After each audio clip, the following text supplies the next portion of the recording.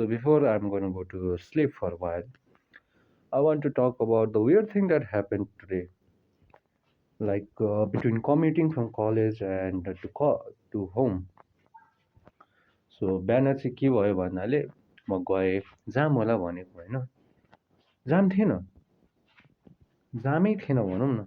चिलमा गएँ, बिस्तारै गएँ, खासै जाम थिएन। जाम भए पनि होइन, खुलिरहेको थियो क्या मजाले के, काहीँ पनि त्यस्तो जाममा बस्नु परेन म भनौँ न।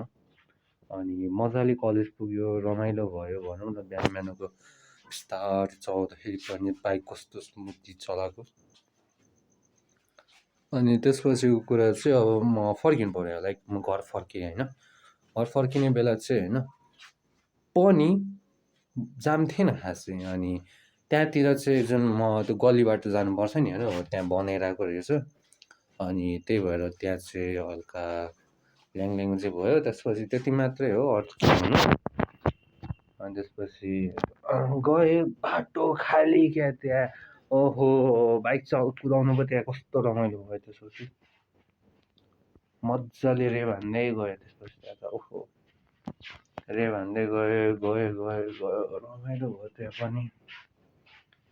अनि काहीँ त्यस्तो भएन होइन, जस्ट एउटा चाहिँ छ क्या मलाई डर होइन, त्यो मैले ग्यापै गर्न सक्दिनँ भनेर मलाई त्यसको डर लाग्छ कि।